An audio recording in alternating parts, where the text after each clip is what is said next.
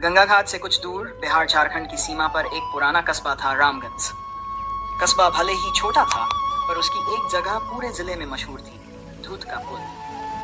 ये पुल नदी के उस हिस्से पर बना था जहां हमेशा हल्की सी धुंध रहती, यहाँ तक कि गर्मियों में भी। लोगों में मान्यता थी कि पुल के बीच में एक अदृश्य रेखा है, उसे पार करने वाला या तो लापता हो जाता या उसकी जिंदगी हमेशा बदल जाती। पिछले 20 साल में 3 लोग इस पुल से गुजरते हुए गायब हो चुके थे। पुलिस ने खोजबीन की पर कुछ पता न चला, इसलिए रात के समय वहां जाना मना था। रामगंज में रहने वाला शशांक एक युवा पत्रकार था। उसे रहस्य और तथ्यों की तह तक जाने का शौक था। जब भी कोई अजीब घटना होती, वह अपने कैमरा और नोटबुक के साथ पहुंच जाता। धूत के पुल की कहानियों ने उसका ध्यान खींचा। उसने अपने अखबार के संपादक से कहा, मैं इस पुल का सच ला कर दूंगा। जो गायब हुए उनके परिवार आज भी जवाब चाहते हैं। संपादक ने पहले तो मना किया, यह खेल नहीं है शशांक, पर शशांक ने जिद की। आखिरकार उसे अनुमति मिल गई। शशांक दिन में पुल पर पहुंचा। पुल पत्थर और लोहे का था, ब्रिटिश काल में बना था। किनारों पर टूटी रेलिंगें, नीचे गहरा पानी, आसपास अजीब सी ठंडक। वह पुल के बीच जाकर खड़ा हुआ। धूप घनी थी, पर दिन में डर नहीं लगता था। उसने अपने कैमरे से कई तस्वीरें खींची। पास ही मछुआरे बैठे थे। शशांक ने उनसे पूछा, यहाँ रात को सचमुच लोग गायब हो जाते हैं? एक बुजुर्ग मछुआरे ने कहा, बाबू, हमने अपनी आंखों से देखा। एक आदमी पुल के बीच तक गया और धूप में गायब, फिर कभी नहीं मिला। रात को यहाँ मत जाना। शशांक मुस्कुराया, मैं जाऊंगा। सच यही है या कोई और चाल, सब पता चलेगा। रात 11 बजे वह अपने कैमरा, रिकॉर्डर और टॉर्च के साथ पुल पर लौटा। आसमान में आधा चांद था, हवा ठंडी। जैसे ही वह पुल के बीच पहुंचा, धुंध और घनी हो गई। पानी की हल्की लहरों के अलावा सब सन्नाटा। उसने रिकॉर्डर रन किया। रात 11:15 बजे, मैं पुल के बीच हूँ, अभी तक कुछ अजीब नहीं। अचानक उसे लगा कि कोई कदमों की आहट है। उसने टॉर्च घुमाई पर कुछ नहीं दिखा। फिर कानों में हल्की सी फुसफुसाहट गूंजी, वापस जाओ। शशांक का दिल तेज धड़कने लगा। उसने खुद को संभाला, शायद हवा है या मेरे डर की आवाज। उसी समय उसके पैरों के पास पुल की एक एंड हल्की सी हिली। उसने झुककर देखा। एंड के नीचे एक छोटा धातु का हैंडल था। शशांक ने हैंडल खींचा। पुल के बीच का एक पत्थर उठा और नीचे सीढ़ियां दिखी। तो यह है रहस्य, उसने सोचा। वह टॉर्च लेकर नीचे उतरने लगा। सीढ़ियां संकरी थीं और नम दीवारें। नीचे पहुंचकर उसने खुद को एक अंधेरी सुरंग में पाया। सुरंग पुरानी ईंटों की बनी थी, शायद अंग्रेजों के समय की। हवा में नमक और सीलन की गंध थी। दूर कहीं पानी की हल्की आवाज आ रही थी। वह सावधानी से आगे बढ़ता रहा।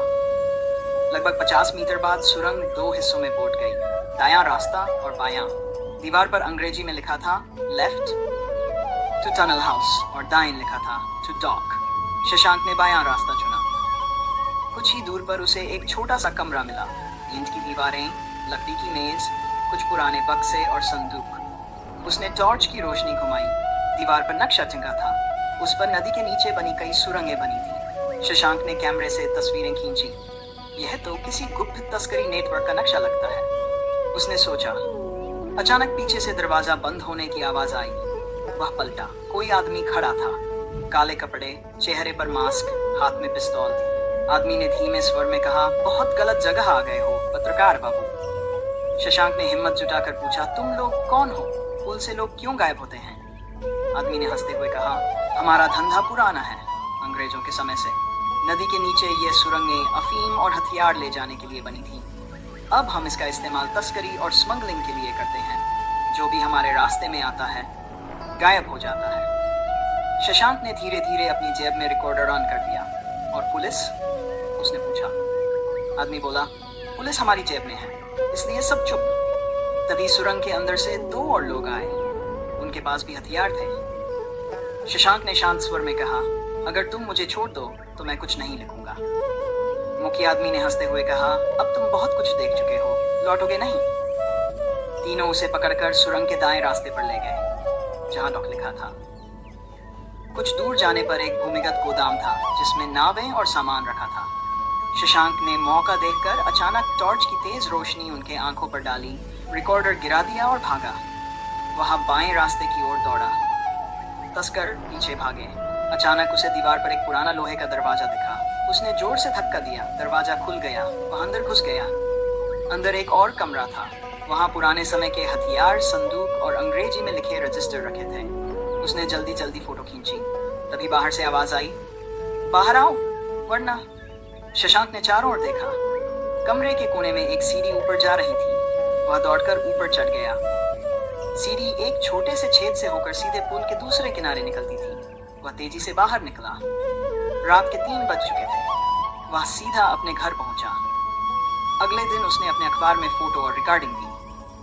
खबर छपते ही जिला प्रशासन और सीबीआई ने धुत के पुल की तलाशी ली। सुरंगों से स्मगलिंग नेटवर्क, हथियार और अफीम का बड़ा जखीरा मिला।